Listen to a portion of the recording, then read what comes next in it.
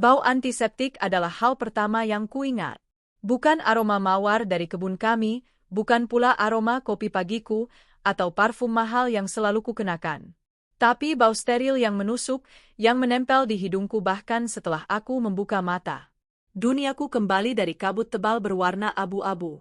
Selama berminggu-minggu, aku terbaring di ranjang putih ini, terperangkap dalam tidur panjang yang disebut dokter sebagai koma. Kecelakaan mobil itu, mobilku yang ditabrak truk dari samping, telah merenggut kesadaranku. Tapi saat aku bangun, ternyata aku telah kehilangan lebih dari itu. Arin? Suara Ibu Ratih, ibu mertuaku, terdengar parau di samping tempat tidurku. Wajahnya sembab, matanya merah. Saat itu, aku masih terlalu lemah untuk memahami. Doni? Doni sudah tidak ada, Arini. Aku ingat aku tidak menangis. Tubuhku terlalu sibuk berjuang untuk hidup, dan otakku terlalu lambat untuk memproses duka. Doni, suamiku, meninggal? Bagaimana? Kecelakaan, lanjut Ibu Ratih, seolah membaca pikiranku yang buntu. Dia menyusulmu ke rumah sakit setelah mendengar kabarmu. Mobilnya masuk jurang. Maafkan Ibu, Arini, kami sudah menguburkannya seminggu yang lalu. Kamu masih koma. Setiap kata adalah palu godam yang menghantam fondasi hidupku. Tapi aku tidak hancur. Aku hanya kosong.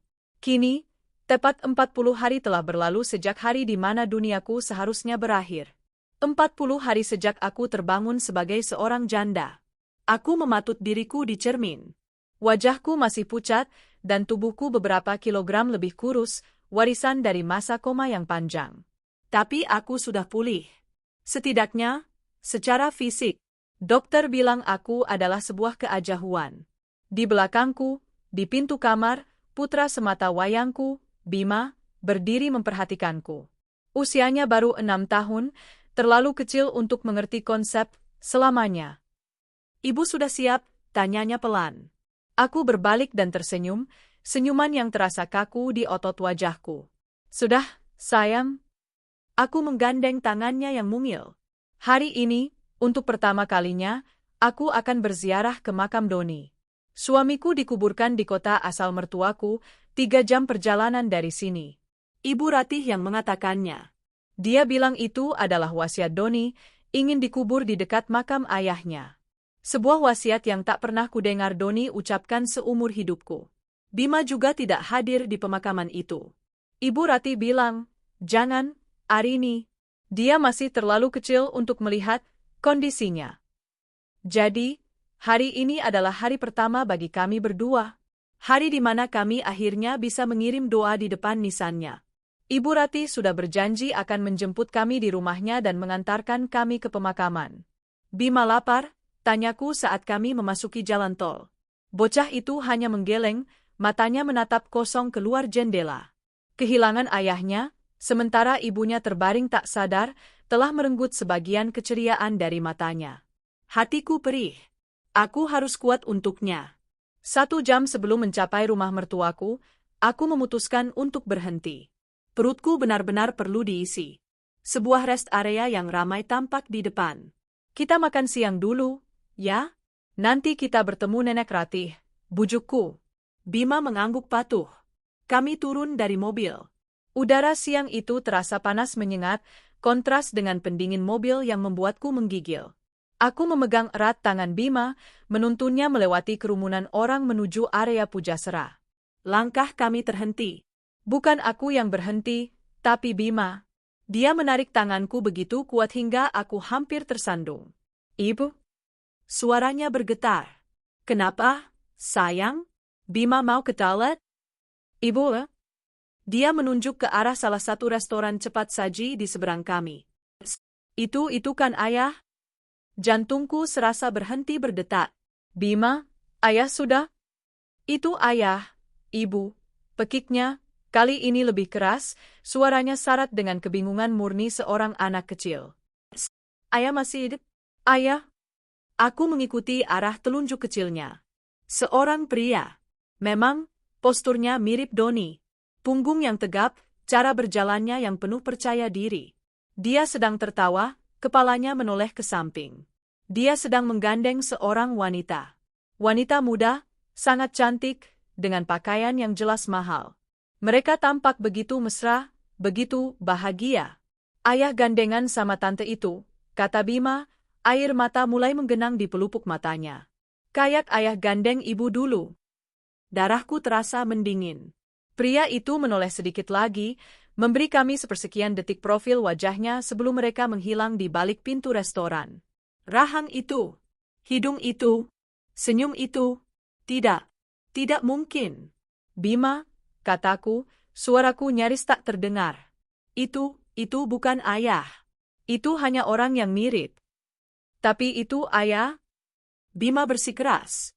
Bukan, sayang, aku mencoba meyakinkan diriku sendiri, lebih dari meyakinkannya. Ayah sudah di surga? Ibu mertuamu sendiri yang bilang. Aku menarik Bima menjauh dari sana, menjauh dari sosok yang meruntuhkan logikaku. Tapi Bima benar. Itu bukan mirip. Itu dia. Itu Doni. Lalu, siapa atau apa yang dikubur 40 hari lalu? Perutku yang tadi lapar kini terasa mual. Sebuah keraguan yang dingin dan menakutkan mulai merayap di hatiku. Aku harus ke rumah Ibu Ratih. Aku harus menuntut jawaban. Aku memaksa Bima menghabiskan setengah porsi nasi ayamnya. Aku sendiri tidak bisa menelan apapun. Logistik, kebutuhan anakku untuk makan, adalah satu-satunya hal yang membuatku tetap berpijak pada kenyataan. Sepanjang sisa perjalanan, mobil terasa sesak oleh keheningan yang pecah. Ibu, kenapa ayah nggak mau ketemu kita? Tanya Bima dari kursi belakang, suaranya kecil dan penuh luka. Aku mencengkeram setir. Bima, ibu sudah bilang, itu bukan ayah. Mirip sekali, matanya. Cara ketawanya, gumamnya. Dia lihat kita, Bu. Aku lihat mata ayah lihat kita. Tapi dia buang muka. Jantungku berdebar sangat kencang hingga terasa sakit. Dia lihat kita? Aku tidak melihat bagian itu. Aku terlalu sibuk menyangkal. Jika benar dia melihat kami dan membuang muka. Ya Tuhan, kebusukan macam apa ini? Bima mungkin salah lihat, sayang. Sinar mataharinya silau, aku berbohong. Kebohongan itu terasa pahit di lidahku. Setiap kilometer mendekati rumah mertuaku terasa seperti 1 kilometer mendekati sebuah vonis. Antara aku akan terbukti salah, dan anakku hanya berhalusinasi, atau aku akan membongkar sebuah kebohongan yang begitu mengerikan, yang aku sendiri tidak yakin sanggup menghadapinya. Mobilku akhirnya berhenti di depan rumah bergaya Mediterania yang familiar. Rumah yang kubeli untuk mertuaku 5 tahun lalu, sebagai hadiah ulang tahun pernikahan mereka, menggunakan uang dari perusahaan warisan ayahku. Ironis, Ibu Ratih sudah menunggu di teras, mengenakan gamis berwarna gelap. Wajahnya langsung berubah muram dan penuh simpati palsu saat melihatku keluar dari mobil. Arini, cucu nenek, sapanya, mencoba memeluk Bima. Bima, yang biasanya hangat, hanya diam dan membiarkan dirinya dipeluk tanpa membalas. Dia masih terguncang. Kamu pucat sekali, Arini, kata Ibu Ratih, tangannya beralih mengusap lenganku. Perjalanan pasti melelahkan. Ayo masuk dulu, minum. Tidak perlu, Bu, kataku, suaraku lebih tegas dari yang kuduga. Aku dan Bima sudah siap. Ibu bilang mau mengantar kami ke makam Mas Doni hari ini. Ekspresi Ibu Ratih langsung berubah. Senyum simpatiknya goyah.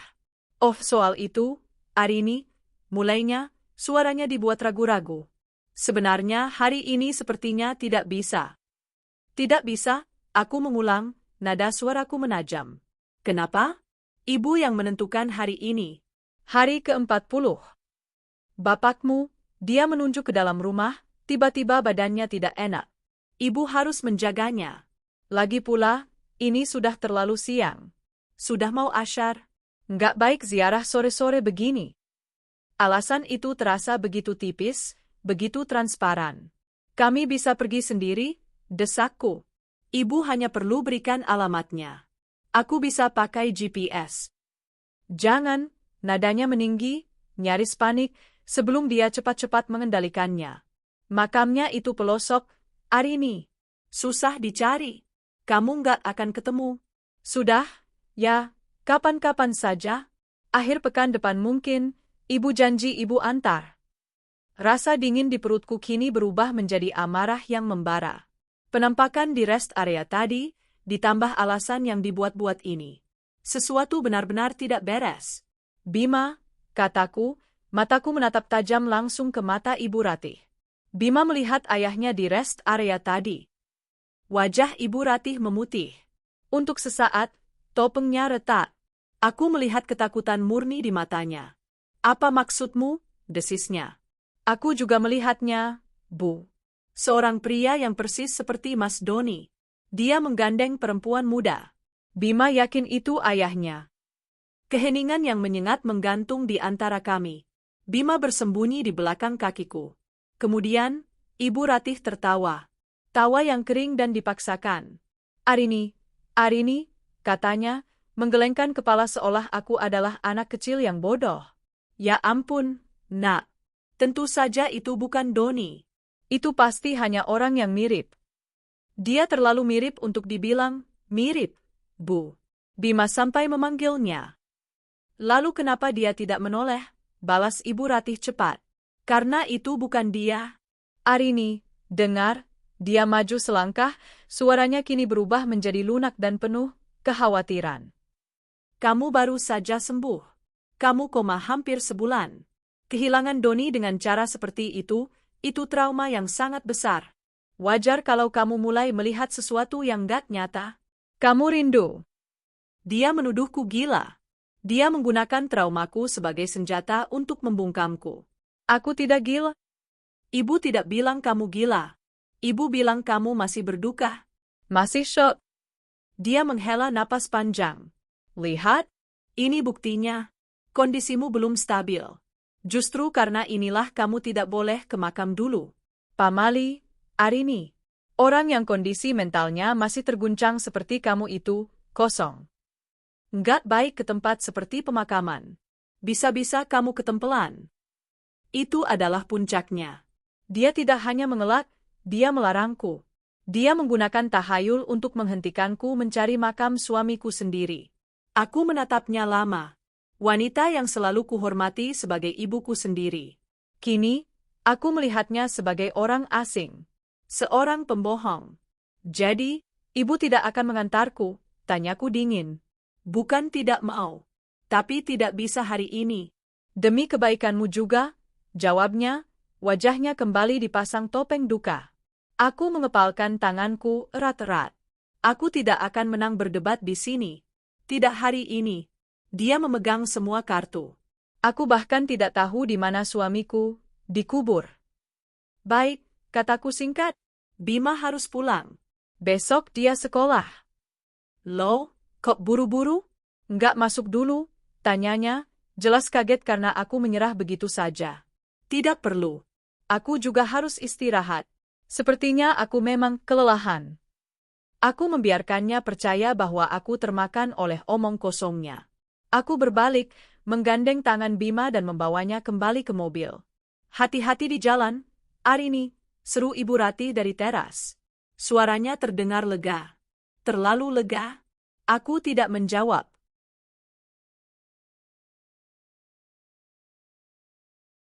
Saat mobil menjauh dari rumah itu, aku melihat ke kaca spion. Ibu Ratih masih berdiri di sana, memperhatikanku pergi. Dia tidak terlihat seperti ibu yang berduka.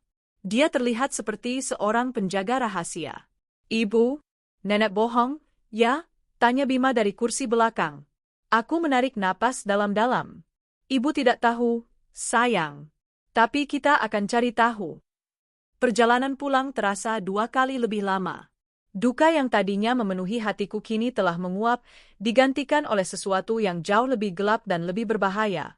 Kecurigaan.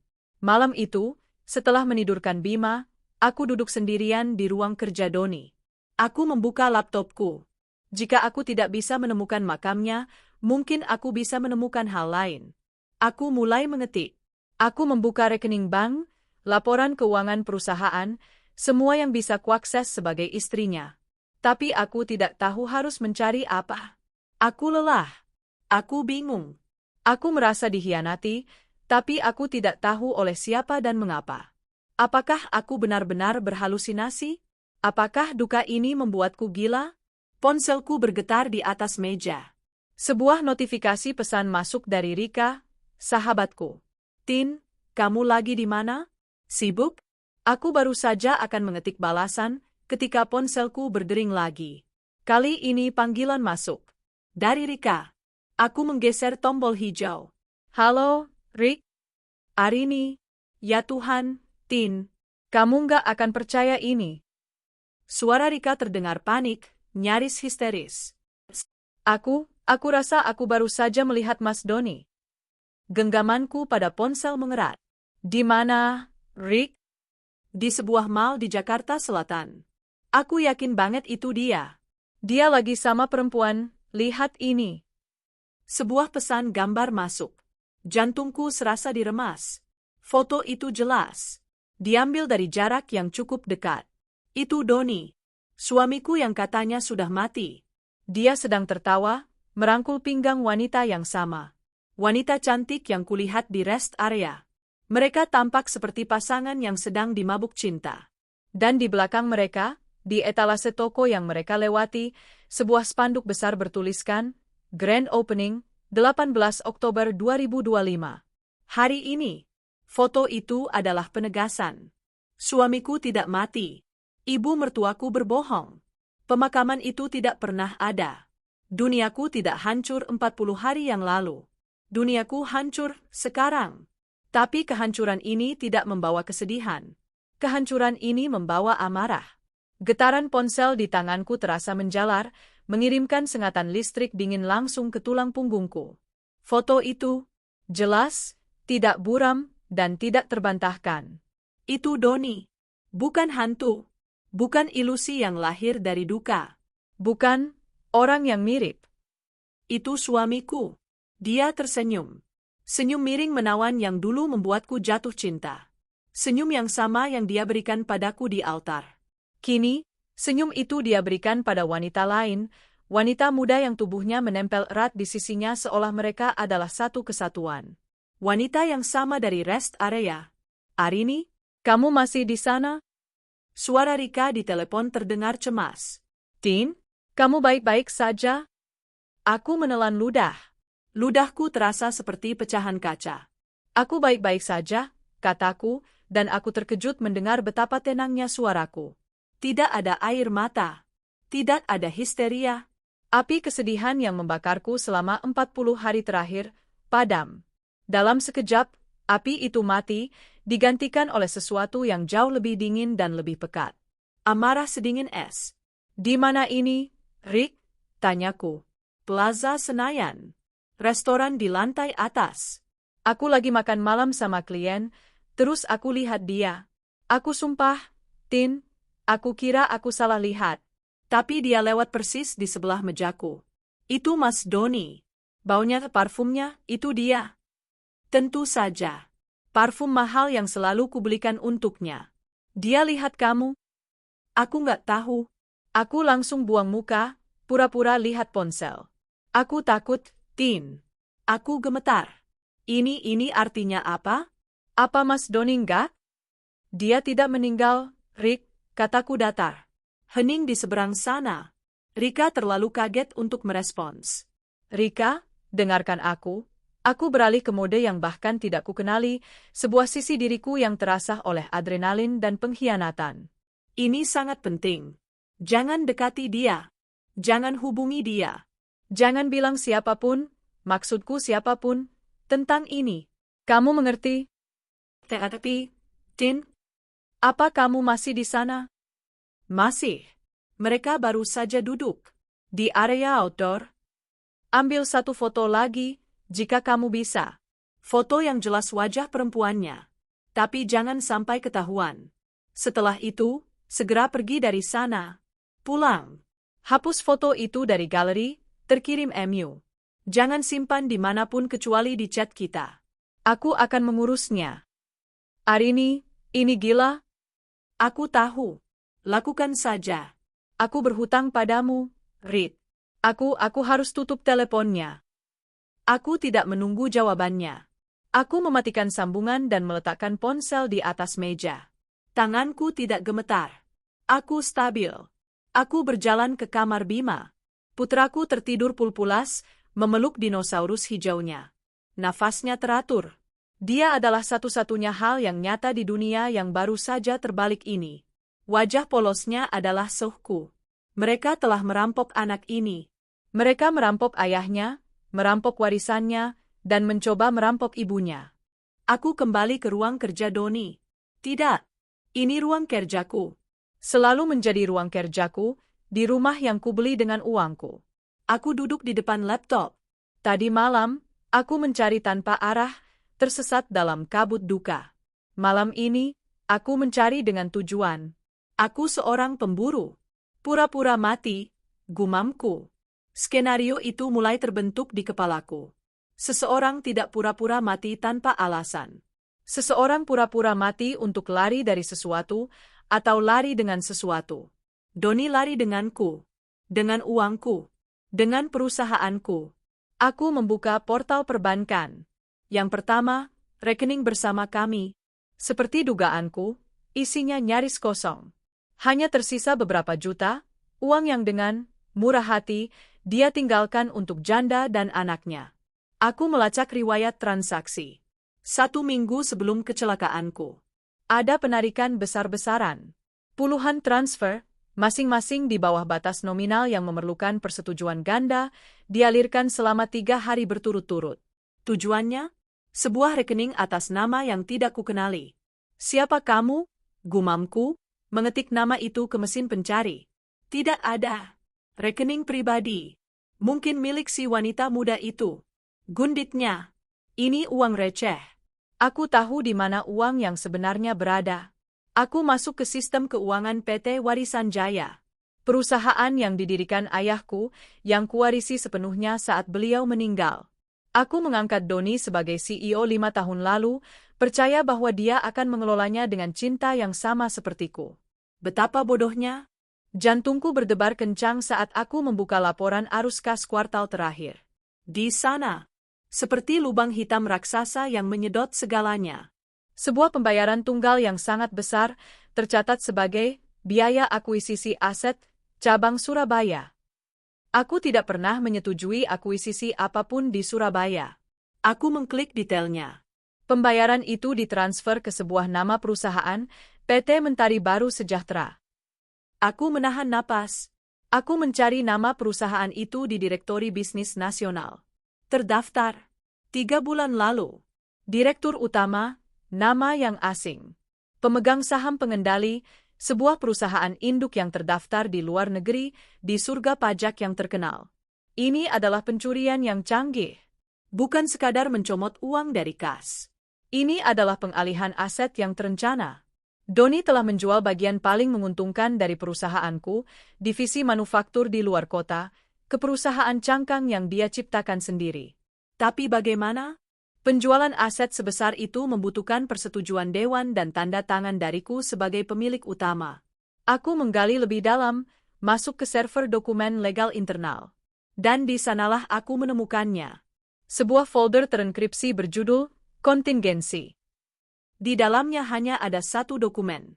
Hasil pindaian dari sebuah surat kuasa penuh. Surat itu memberinya, Doni Pratama, wewenang tak terbatas untuk bertindak atas namaku dalam segala urusan bisnis dan pribadi, termasuk menjual, mengalihkan, dan membeli aset, jika aku tidak mampu mengambil keputusan karena alasan medis.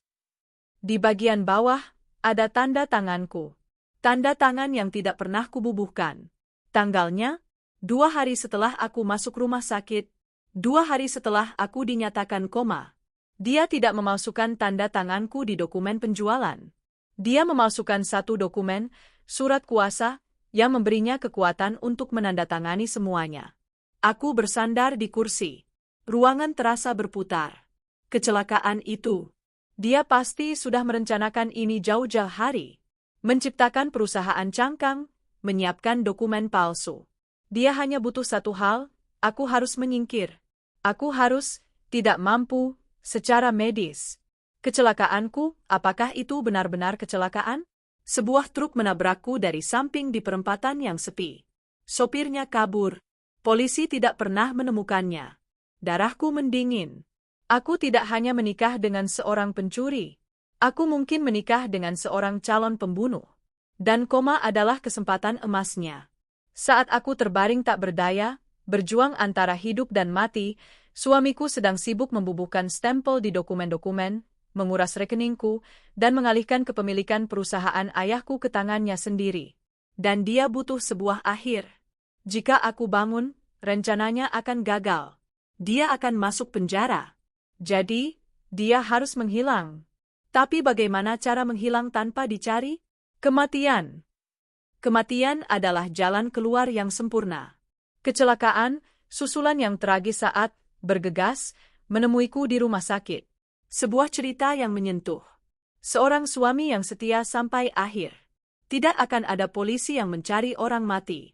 Tidak akan ada istri yang curiga pada suami yang sudah dikubur. Mertuaku, bisikku. Ibu Ratih. Dialah kuncinya. Dialah yang mengkonfirmasi kematian itu. Dialah yang mengurus pemakaman. Dialah yang melarangku datang ke makam. Makam itu tidak pernah ada. Dia bukan hanya berbohong. Dia adalah kaki tangan. Seorang konspirator dalam kejahatan ini.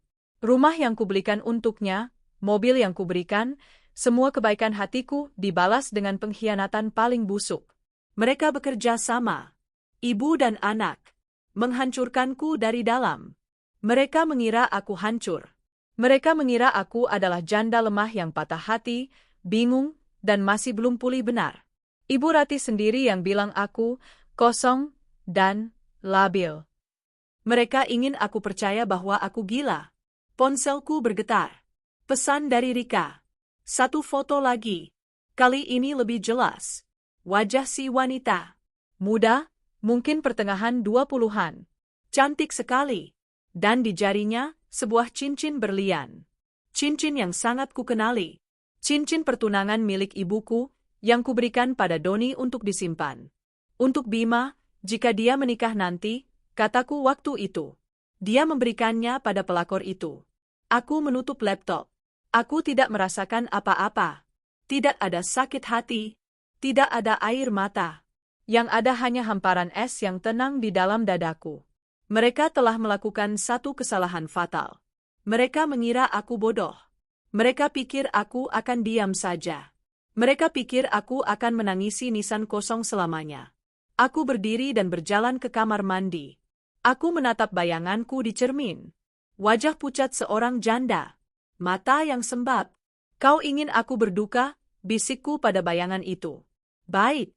Aku akan memberimu pertunjukan duka terbaik yang pernah kau lihat. Rencana busuk mereka bergantung pada satu hal, kepercayaanku pada kematian Doni. Baiklah. Aku akan menjadi janda yang paling percaya. Aku akan mengikuti alur mereka. Aku akan pura-pura tidak tahu. Aku akan menjadi Arini yang lemah, yang rapuh, yang masih terguncang, yang perlahan-lahan mencoba menata hidup.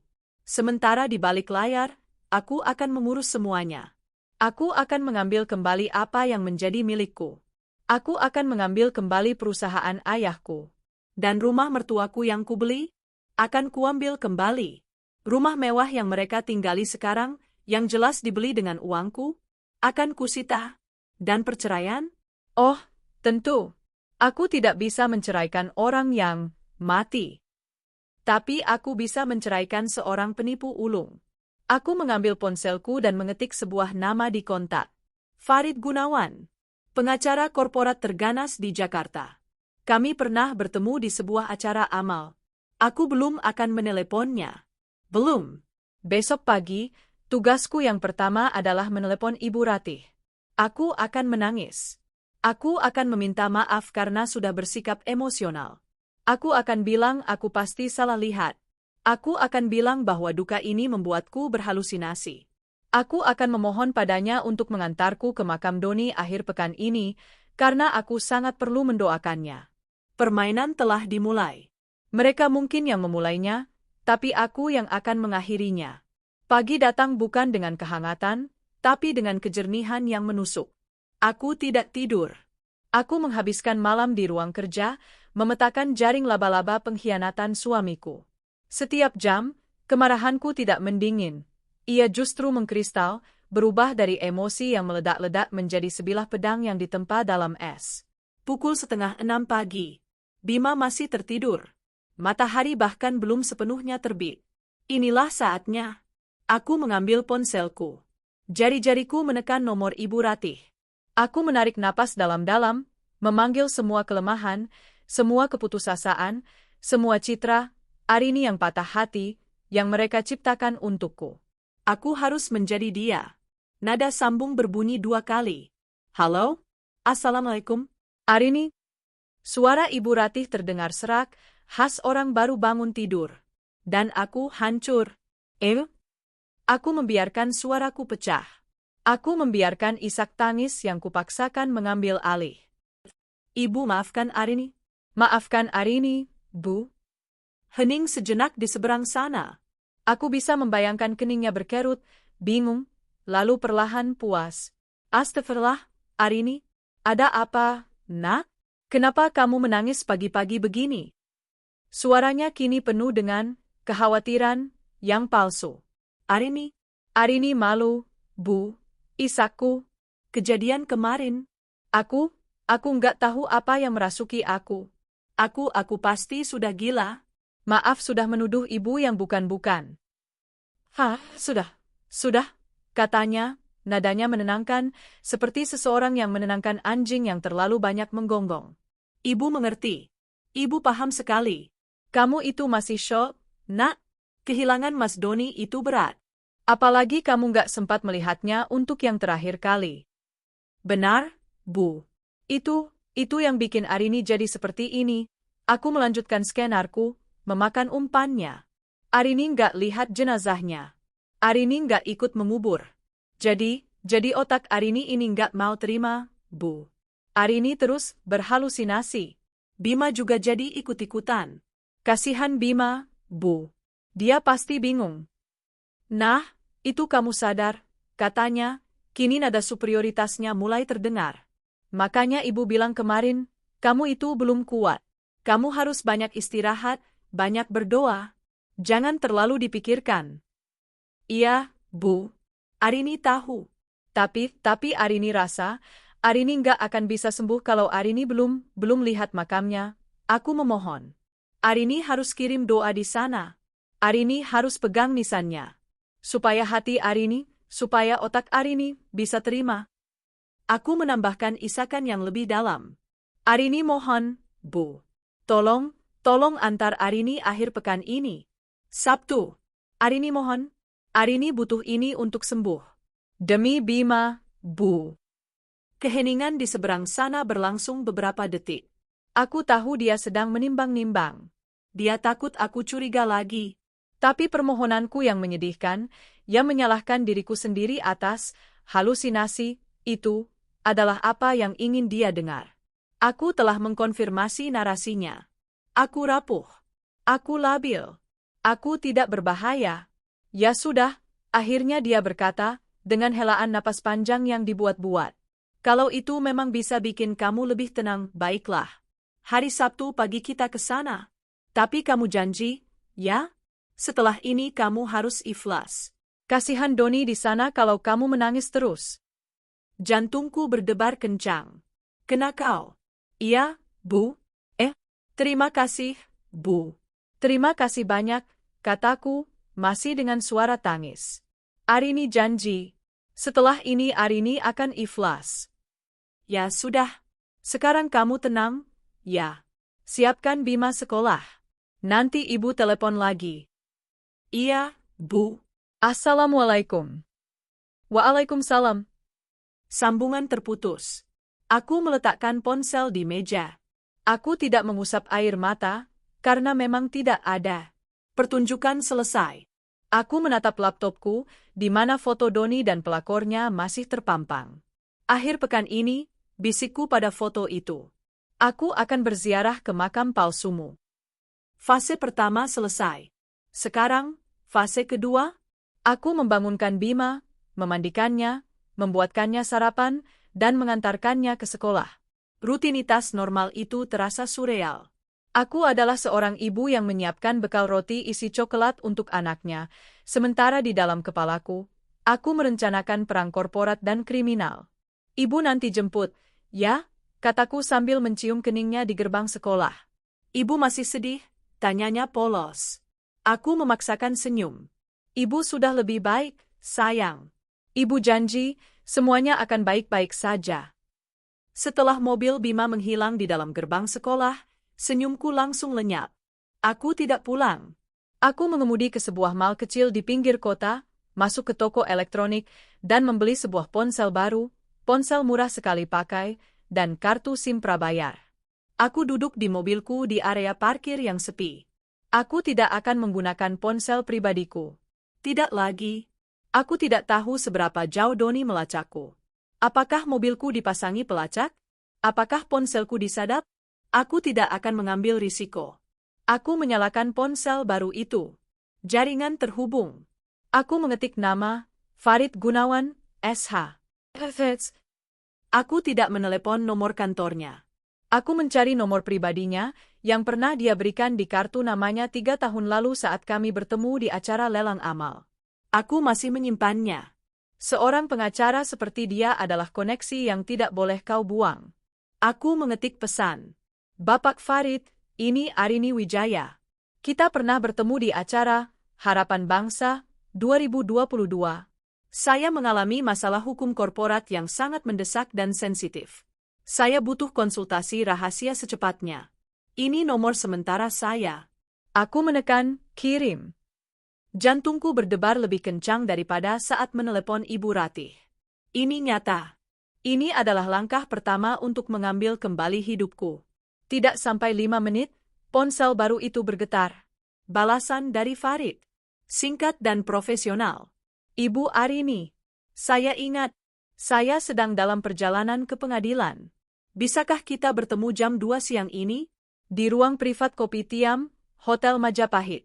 Saya yang pesan ruangannya. Jangan lewat lobi utama, gunakan lift service di parkiran P3. Dia mengerti kata rahasia. Jam 2 siang, gumamku. Aku punya waktu. Aku tidak pulang. Pulang ke rumah terasa seperti masuk ke dalam jebakan. Aku pergi ke sebuah coworking space yang bisa disewa per jam.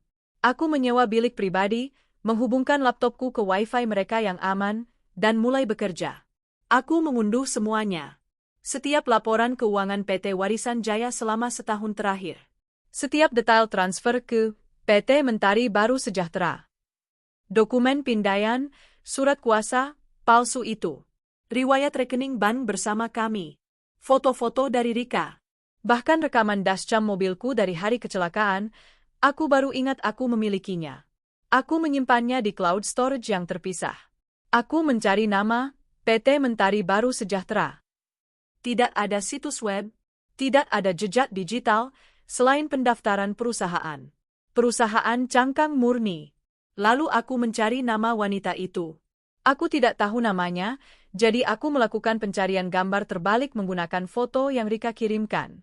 Tidak ada. Wajahnya tidak muncul di media sosial manapun yang terhubung dengan Doni. Dia bersih. Atau dia waktu menunjukkan pukul 1 siang. Aku berkendara ke Hotel Majapahit. Aku mengikuti instruksi Farid. Parkir di P3, menemukan lift service berbau makanan, dan naik ke lantai mezzanine tempat Kopitiam itu berada. Seorang pelayan sudah menungguku. Ibu Arini. Aku mengangguk. Dia membawaku ke sebuah ruangan di sudut, tersembunyi di balik partisi kayu berukir. Farid Gunawan sudah duduk di dalam. Dia tidak terlihat seperti pengacara di sinetron. Dia berusia akhir 40-an, berkacamata tebal, dan mengenakan kemeja batik lengan panjang yang sedikit pudar. Dia tampak lelah, tapi matanya tajam luar biasa. Ibu Arini. Terima kasih sudah datang, katanya sambil berdiri, menjabat tanganku erat. Saya dengar kabar duka soal suami Anda. Suami saya tidak meninggal, Pak Farid, potongku. Aku duduk di seberangnya. Aku meletakkan laptopku di meja. Ekspresi Farid tidak berubah, tapi matanya menajam. Tolong jelaskan. Dan aku pun menjelaskan. Selama 1 jam penuh, aku membeberkan semuanya. Cerita Ibu Ratih. Penampakan di rest area. Foto dari Rika. Surat kuasa palsu. Transfer aset ke PT Mentari Baru Sejahtera. Larangan mertuaku untuk berziarah. Panggilan telepon pagiku yang penuh kepura-puraan. Aku bicara dengan tenang, runut, tanpa emosi. Aku menyajikan fakta, bukan drama. Farid mendengarkan tanpa menyela. Dia hanya sesekali mengangguk, jemarinya mengetuk-ngetuk cangkir tehnya. Ketika aku selesai, aku memutar laptopku menghadapnya. Ini buktinya, kataku.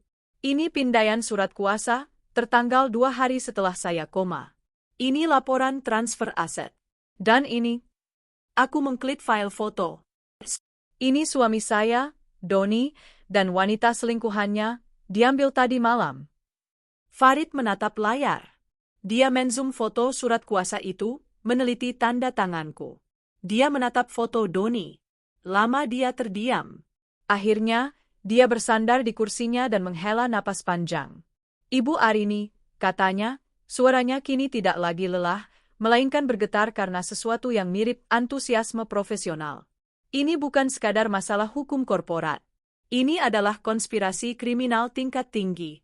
Pemalsuan dokumen, penggelapan dalam jabatan, dan pencucian uang. Secara masif. Saya tahu, kataku. Dan saya ingin mengambil semuanya kembali.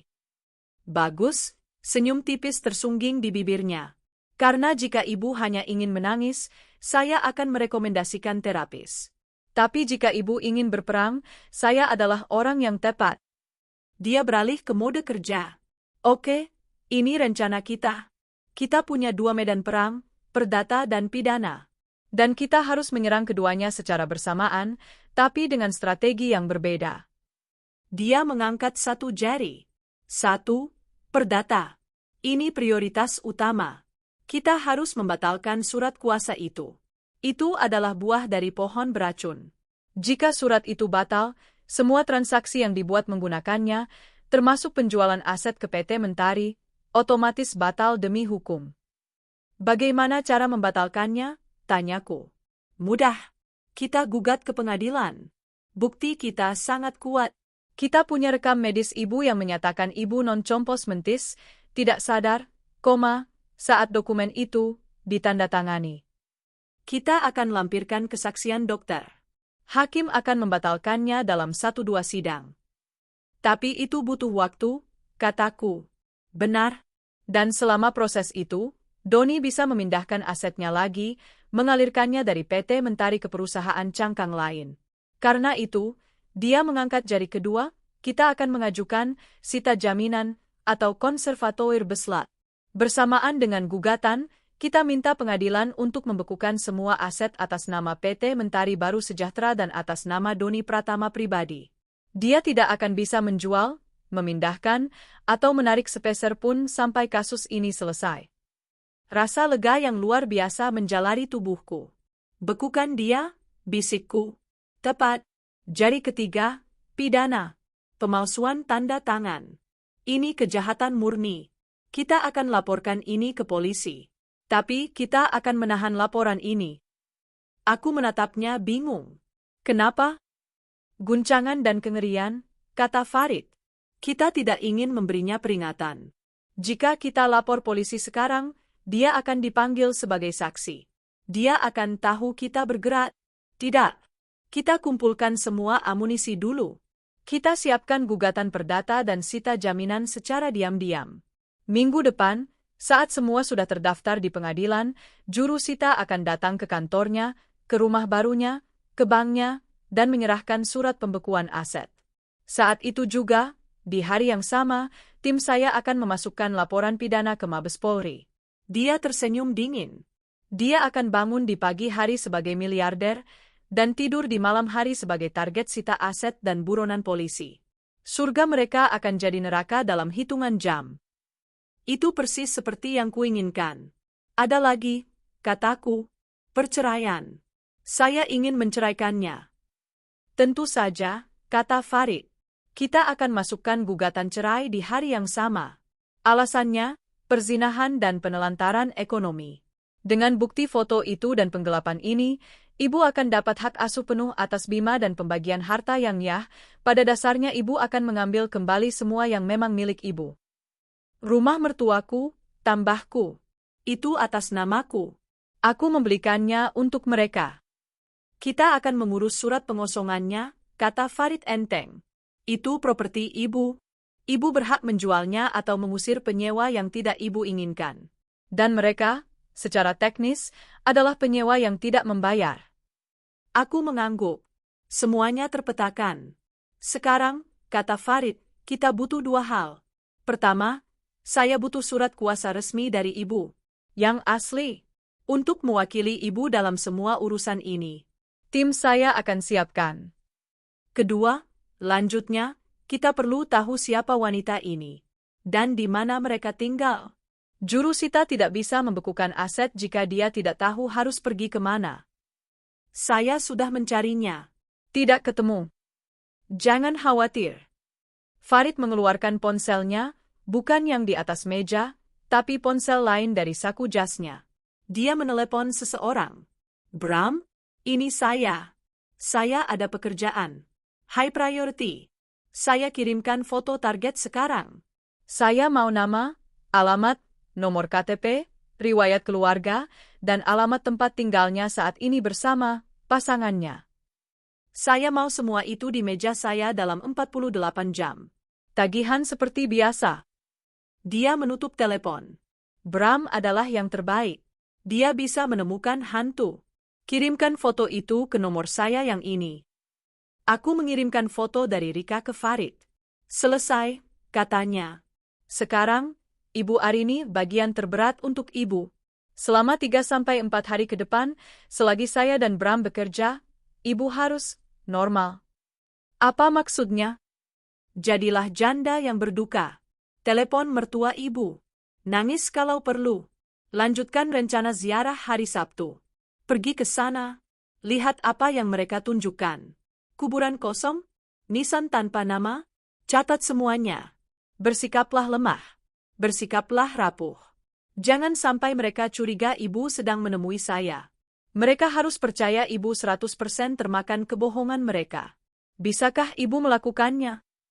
Aku teringat panggilan telepon pagiku. Aku teringat mata Bima yang bingung. Aku menatap mata Farid Gunawan. Saya bukan hanya akan melakukannya, kataku. Saya akan memenangkan piala Oscar untuk peran ini. Minggu, 20 Oktober 2025, adalah hari terpanjang dalam hidupku. Itu adalah hari jeda. Hari di mana aku harus menjadi Arini yang normal.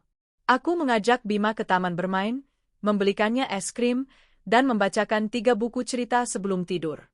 Aku harus mengisi paru-paruku dengan udara sebanyak mungkin, karena aku tahu, hari Senin, aku akan menyelam ke dalam air yang sangat dalam dan keruh. Malamnya, aku melakukan satu hal lagi. Aku menelepon Ibu Ratih. Assalamualaikum, Bu. Suaraku kubuat lirih. Masih terdengar rapuh sisa-sisa ziarah kemarin. Waalaikumsalam, Arini. Bagaimana kabarmu, Nak?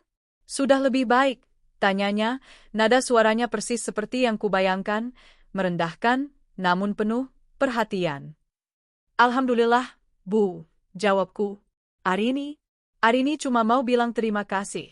Terima kasih banyak sudah mengantar Arini kemarin. Arini merasa jauh lebih tenang sekarang. Rasanya beban di dada ini terangkat. Ibu benar. Arini hanya perlu ikhlas.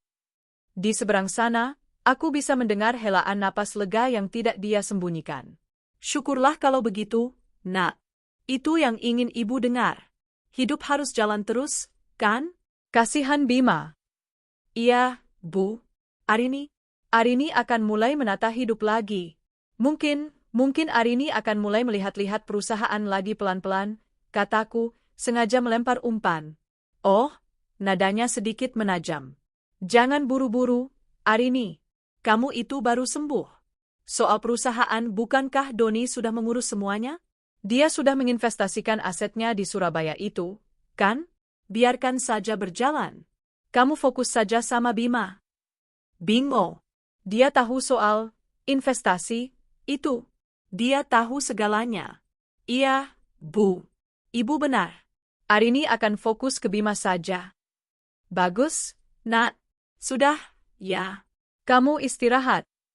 Baik, Bu. Selamat malam. Aku menutup telepon. Kontrolku sempurna. Dia tidak curiga sedikit pun. Dia dan putranya sedang bersantai, mungkin sedang berkemas untuk perjalanan mereka ke Swiss, mengira janda bodoh ini sudah kembali masuk ke dalam sangkarnya. Senin, 21 Oktober 2025. Pukul 7 waktu Indonesia Barat. Di 4 lokasi berbeda di Jakarta, perangku dimulai. Di Pengadilan Negeri Jakarta Selatan, tim A. Farid Gunawan mendaftarkan gugatan perdata nomor 507 PDTG 2025 PN Jakarta Sel. Gugatan pembatalan surat kuasa palsu dilampiri bukti rekam medis komaku yang tak terbantahkan. Di Pengadilan Agama Jakarta Selatan, tim B. Farid mendaftarkan gugatan cerai nomor 1334 PDTG 2025 Pak JS. Tuntutannya, cerai gugat, hak asuh anak penuh, dan gonogini atas semua aset yang terbukti miliknya. Di Mabes Polri, tim C. Farid menyerahkan laporan polisi, LP, atas namaku. Dugaan tindak pidana pemalsuan dokumen, pasal 263 KUHP, dan penggelapan dalam jabatan, pasal 374 KUHP. Terlapor, Doni Pratama. Dan di Pengadilan Negeri Jakarta Pusat, tempat yurisdiksi PT Mentari Baru Sejahtera terdaftar, tim D. Farid mendaftarkan permohonan konservatoir beslak, sita jaminan, terhadap seluruh aset PT Mentari, rekening pribadi Doni Pratama, dan unit penthouse di apartemen Residence, SCBD. Pukul 9, Farid meneleponku. Semua sudah masuk, Bu Arini. Mesin sudah berputar. Sekarang, kita berdoa semoga hakim di Pengadilan Pusat Kooperatif. Saya sudah melampirkan bukti tiket ke Zurich sebagai alasan urgensi. Apa yang harus saya lakukan sekarang? Tanyaku. Normal, katanya. Jemput Bima. Buatkan dia makan siang. Jangan hubungi saya kecuali saya yang menghubungi ibu. Saya akan berburu surat penetapan itu. Selasa, 22 Oktober 2025. Pukul 14.13 waktu Indonesia Barat. Aku sedang mengupas apel untuk Bima ketika ponsel rahasiaku bergetar. Jantungku serasa melompat ke tenggorokan. Itu Farid. Aku mengunci diri di kamar. Bagaimana, Pak? Kita dapat, suara Farid terdengar menang. Penetapan sita jaminan nomor 112 sita 2025 PN Jakarta, PST baru saja ditandatangani Ketua Pengadilan. Tembusannya sudah dikirim via faks ke Bank Indonesia untuk membekukan semua rekening terkait. Juru sita, didampingi tim saya dan 2 petugas dari Mabes, sedang dalam perjalanan. Estimasi tiba di apartemen Residence, 45 menit. Tanganku gemetar. Bukan karena pura-pura. Kali ini nyata. Apa yang terjadi sekarang? Sekarang, kata Farid, kita potong kakinya.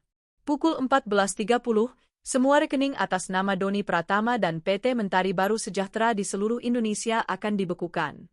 Jika dia mencoba menarik uang atau transfer, transaksinya akan ditolak. Lalu, apartemen itu. Pukul 15, juru sita akan mengetuk pintunya. Mereka akan menyita unit itu. Doni dan wanitanya akan diberi waktu 30 menit untuk mengemasi barang pribadi sebelum unit itu disegel. Saya ingin di sana, kataku tiba-tiba. Tidak, kata Farid tegas. Ibu tidak boleh di sana. Biarkan hukum yang bekerja. Ibu tetap bersih. Tetap di rumah. Peluk Bima. Saya yang akan menelepon ibu saat semuanya selesai. Aku menelan ludah. Dia benar. Ini bukan balas dendam pribadi. Ini penegakan hukum. Baik, Pak. Laksanakan. Di saat yang sama. Penthouse, Residence, SCBD. Pukul 14.45 waktu Indonesia Barat. Di dalam unit mewah seharga 50 miliar itu, tawa riang terdengar. Amanda Larasati sedang mencoba gaun musim dingin berwarna burgundi. Di atas tempat tidur king size mereka, 3 koper Rimowa besar sudah terisi penuh. Sayang, kamu yakin ini nggak terlalu tebal untuk di Zurich nanti? Tanyanya manja, berputar di depan cermin. Doni Pratama, hanya mengenakan celana pendek dan kaos polo, sedang menuang sampahnya ke dalam 2 gelas kristal. Di meja, tergeletak 2 paspor dan tiket first class ke Zurich untuk penerbangan Rabu pagi. Kamu pakai apa saja cantik, men, kata Donnie, menyerahkan segelas. Kita bersulang. Untuk apa? Tanya Amanda, mendentingkan gelasnya. Untuk Arini, kata Donnie, senyum miringnya terkembang. Untuk janda bodohku, yang baru saja ziarah ke makam palsuku. Dia akhirnya percaya aku mati. Dia akhirnya berhenti mengganggu. Amanda tertawa. Kasihan, ya. Dia pasti sedih banget. Ah, persetan, kata Donnie. Dia terlalu bodoh untuk memegang perusahaan sebesar itu. Ayahnya saja yang... Ding dong. Bel pintu berbunyi, memotong kalimatnya. Keduanya bertatapan. Siapa? Kamu pesan room service? Tanya Amanda. Enggak, kata Donnie, sedikit kesal karena terinterupsi. Mungkin petugas gedung. Dia berjalan santai ke pintu dan membukanya tanpa melihat intercom. Di depannya tidak berdiri pelayan hotel. Di depannya berdiri 6 orang. 2 berseragam polisi. 1 orang berwajah kaku mengenakan seragam safari PNS, jurusita pengadilan negeri. Dan 3 orang lainnya mengenakan setelan jas hitam yang rapi, tim Farid. Donnie membeku. Senyumnya langsung luntur. Ya, ada apa ini? Pria berseragam safari, jurusita, melangkah maju.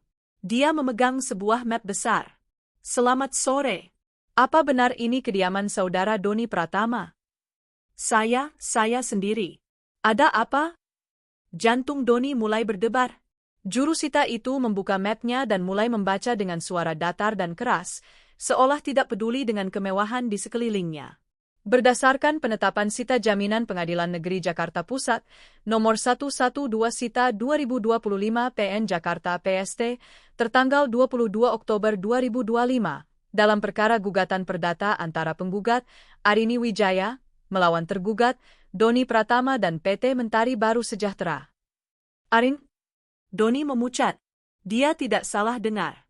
Dengan ini Pengadilan Negeri Jakarta Pusat meletakkan sita jaminan atas aset bergerak dan tidak bergerak milik tergugat, termasuk namun tidak terbatas pada 1 unit apartemen Penthouse Tower A, lantai 37, The Residence, SCBD.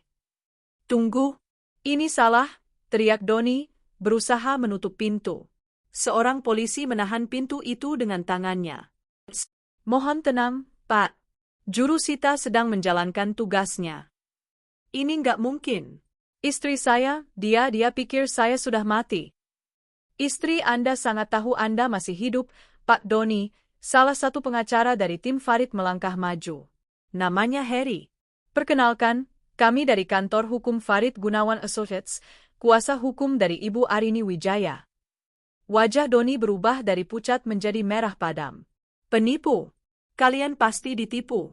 Saya, Arini yang mana? Amanda muncul dari belakang, masih mengenakan gaun burgundinya. Matanya membelalak melihat polisi. Sayang, ada apa ini? Harry, si pengacara, menatap Amanda dari atas ke bawah. Saudari Amanda Larasati, benar? Anda juga terdaftar dalam berkas kami sebagai pihak terkait. Donnie gemetar. Dia tidak percaya ini terjadi. Kalian tidak bisa melakukan ini. Ini milik saya. Ini bukan milik Anda, kata Harry dingin. Ini dibeli dengan uang hasil penggelapan dari PT Warisan Jaya, melalui surat kuasa yang dipalsukan pada tanggal 12 September 2025, saat klien kami, Ibu Arini Wijaya, sedang dalam kondisi koma di rumah sakit. Tubuh Donnie serasa tersambar petir. Dia tahu.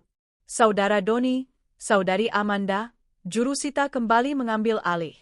Anda berdua memiliki waktu 30 menit untuk mengemasi barang-barang pribadi Anda. Pakaian, obat-obatan, dokumen identitas. Hanya itu. Setelah itu, unit ini akan disegel oleh pengadilan. Silakan. Saya nggak mau. Keluar kalian semua, teriak Donnie. Polisi kedua maju. Pak Donnie, jangan melawan petugas. Kami di sini atas perintah pengadilan. Jika Anda menghalangi, kami akan melakukan penangkapan paksa. Saya mau telepon pengacara saya. Silakan, kata Harry.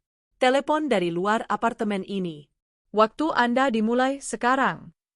Di dalam, Amanda mulai histeris. Apa maksudnya ini, Don? Apa maksudnya surat kuasa palsu? Kamu bilang. Diam kamu, bentak Doni. Dia berlari ke meja, menyambar ponselnya. Dia mencoba membuka aplikasi perbankannya. Transaksi ditolak. Akun Anda dibekukan atas perintah otoritas. Dia mencoba akun lain. Sama.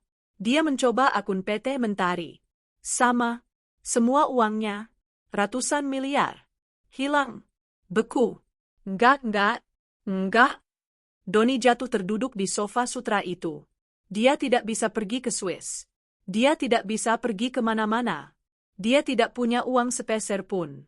Mas Doni. Amanda mulai menangis. Waktu Anda 15 menit lagi, kata jurusita tanpa emosi. 1 jam kemudian, Arini menerima telepon dari Farid. Bu Arini. Selesai, katanya. Surga mereka resmi ditutup. Jurusita sedang memasang segel di pintu. Arini sedang duduk di taman belakang rumahnya, memandangi Bima yang sedang menggambar.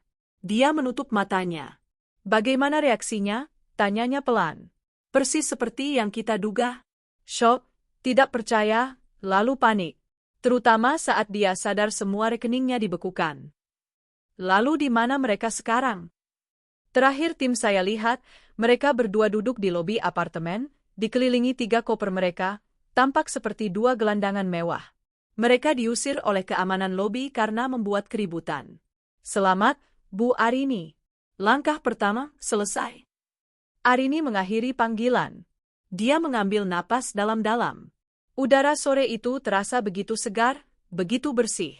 Untuk pertama kalinya dalam 43 hari, dia benar-benar bisa bernapas. Tapi ini belum selesai. Ini baru awal dari kehancuran mereka.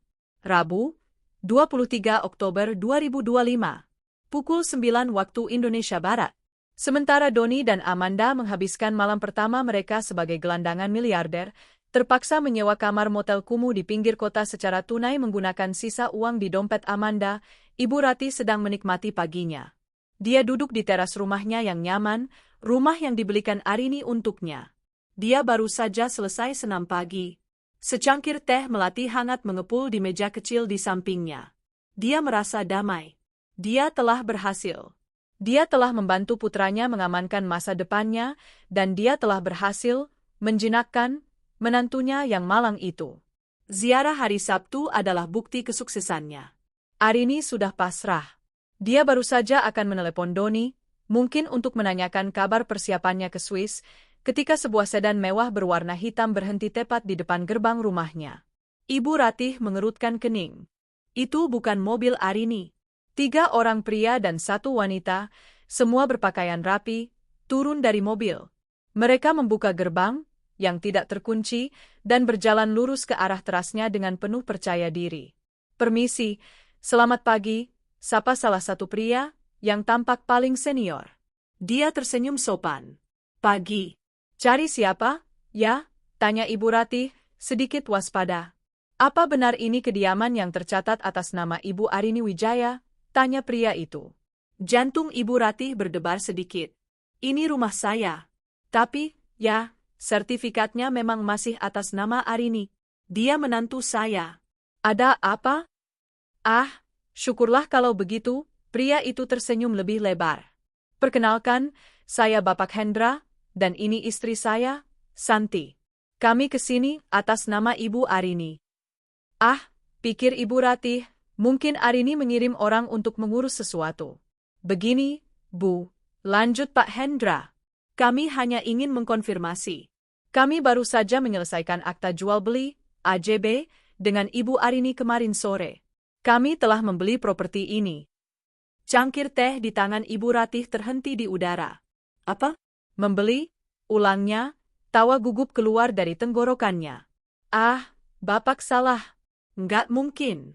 Arini nggak mungkin jual rumah ini. Ini rumah saya. Pria ketiga, yang membawa map kulit, yang ternyata adalah pengacara Pak Hendra, melangkah maju. Pagi, Bu, sapanya datar. Mungkin ada kesalahpahaman. Klien kami, Bapak Hendra, telah membeli secara sah properti dengan SH nomor 07568 atas nama Arini Wijaya. Ini adalah salinan AJB yang sudah ditandatangani dan disahkan notaris kemarin. Dan ini adalah surat kuasa pengosongan yang juga sudah ditandatangani Ibu Arini. Pengacara itu menyodorkan dokumen-dokumen itu. Mata Ibu Ratih membelalak. Di sana, di atas materai, adalah tanda tangan Arini. Jelas dan sah. Enggak mungkin, suaranya mulai meninggi. Arini enggak bilang apa-apa sama saya. Ini pasti penipuan. Arini itu dia? Dia apa, Bu? Tanya istri Hendra, Santi, suaranya tidak lagi ramah. Dia sedang berduka? Kami tahu. Tapi bisnis adalah bisnis. Klien kami, Ibu Arini, butuh uang tunai, dan kami membelinya. Cepat dan lunas. Rumah ini sekarang milik kami. Saya nggak mau pergi, pekik Ibu Ratih. Ini rumah saya. Saya yang tinggal di sini bertahun-tahun. Ibu, kata si pengacara, suaranya dingin. Ibu tidak punya hak hukum atas properti ini. Ibu hanya menumpang. Dan pemilik baru, klien saya, meminta ibu untuk segera mengosongkan tempat ini. Saya nggak mau. Saya mau telepon Arini. Ibu Ratih meraba-raba mencari ponselnya. Silakan, kata si pengacara. Tapi itu tidak akan mengubah status hukum properti ini. Kami memberi ibu waktu 1x24 jam untuk mengemasi barang-barang ibu. Jika besok pagi jam 9 kami kembali dan rumah ini belum kosong, kami akan kembali membawa aparat dan juru sita pengadilan untuk melakukan pengosongan paksa. Kalian jahat. Kalian mengusir orang tua. Kami tidak mengusir, balas Pak Hendra. Kami hanya ingin menempati rumah yang sudah kami beli. Permisi, Bu. Kami akan kembali besok. Keempat orang itu berbalik, berjalan santai kembali ke mobil mereka, dan pergi. Ibu Ratih terduduk lemas di kursinya. Kakinya gemetar hebat. Arini jual rumah? Tanpa bilang? Ini tidak masuk akal. Arini yang dia kenal adalah Arini yang lemah, yang penurut. Arini yang baru saja menangis histeris di kuburan palsu. Ziarah itu, sebuah pikiran yang sangat dingin dan menakutkan merayap di benaknya. Apakah itu semua sandiwara? Saat itulah ponselnya berdering. Dia meraihnya dengan tangan gemetar, berharap itu Arini yang akan menjelaskan kesalahpahaman ini. Tapi nama di layar adalah Doni sayang. Dia buru-buru mengangkatnya. Doni, syukurlah kamu telepon. Ini gawat, Nak. Arini. Ibu. Suara di seberang bukanlah suara Doni yang tenang dan penuh kendali. Itu adalah suara teriakan putus asa. Ibu di mana? Ibu harus tolong kami. Doni, ada apa? Nak. Tenang bagaimana? Kami hancur, Bu. Hancur, isak Doni di telepon. Ibu Ratih belum pernah mendengar putranya menangis seperti itu. Kemarin pengadilan. Polisi? Pengadilan apa, Nak? Arini, binatang itu. Dia tahu semuanya, Bu. Dia tahu kita bohong. Dia tahu aku masih hidup. Ibu Ratih terkesiap. Ponsel itu hampir jatuh dari genggamannya. Dia tahu. Dia bekukan semuanya. Bu, lanjut Doni histeris. Semua rekening. PT Mentari. Uang kita. Miliaran, Bu. Lenyap. Dibekukan. Apartemen disita. Kami diusir kemarin sore. Kami di jalanan, Bu. Kami nggak punya apa-apa. Dunia Ibu Ratih berputar. Di satu sisi, dia baru saja diusir dari rumahnya.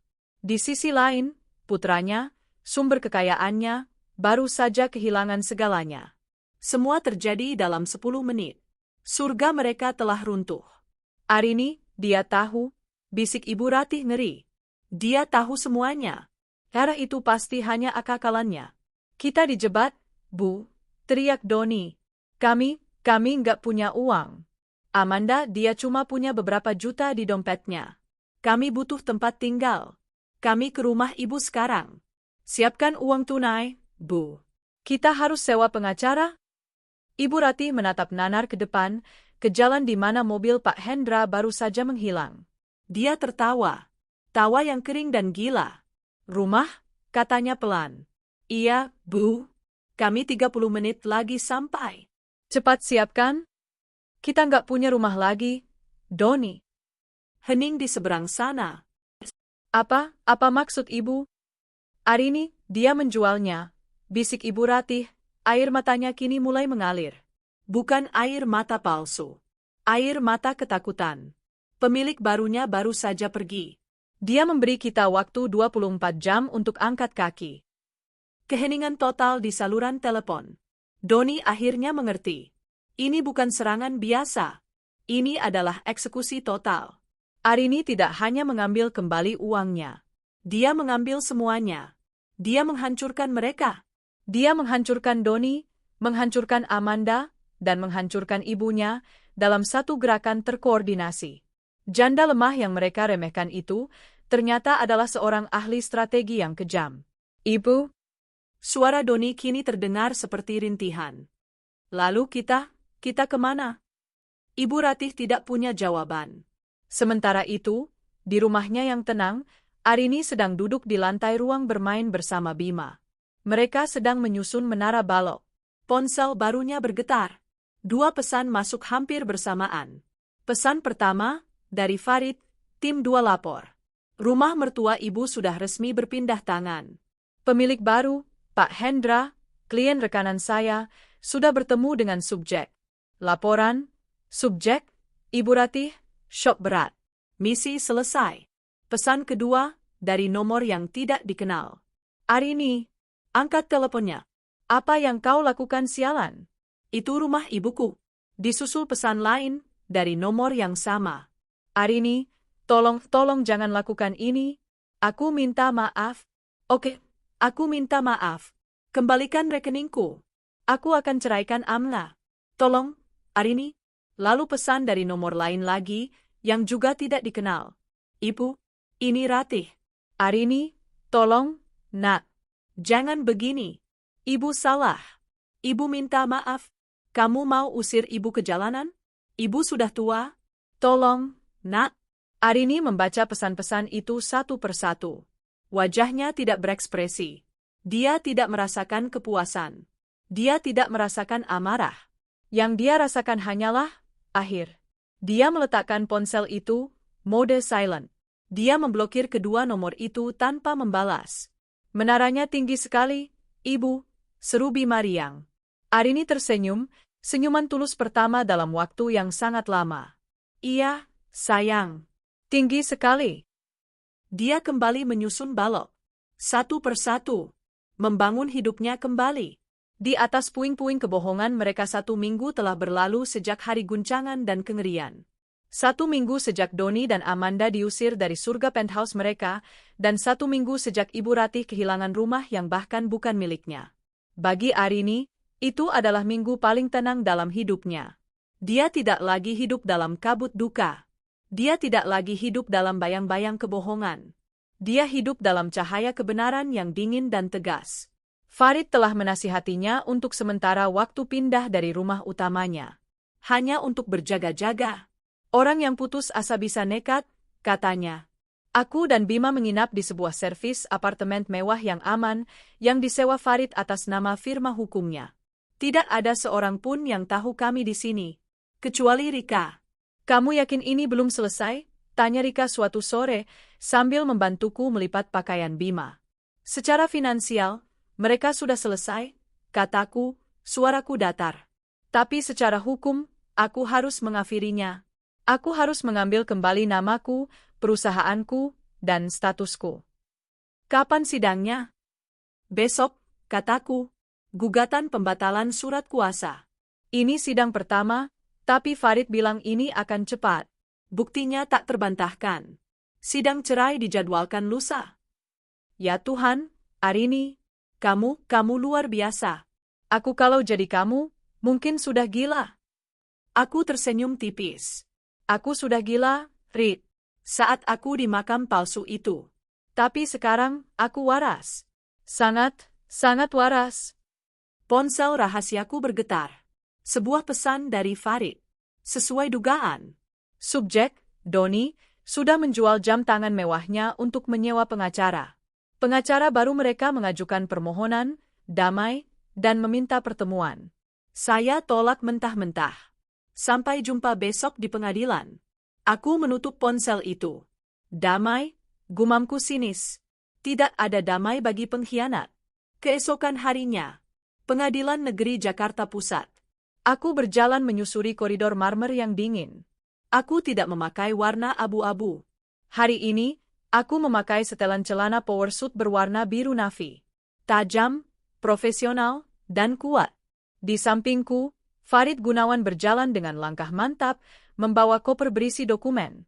Ini adalah sidang perdata untuk pembatalan surat kuasa palsu itu. Saat kami mendekati ruang sidang 3, aku melihat mereka. Mereka tidak diizinkan masuk ke ruang tunggu VIP. Mereka duduk di kursi besi panjang di koridor publik. Ibu Ratih.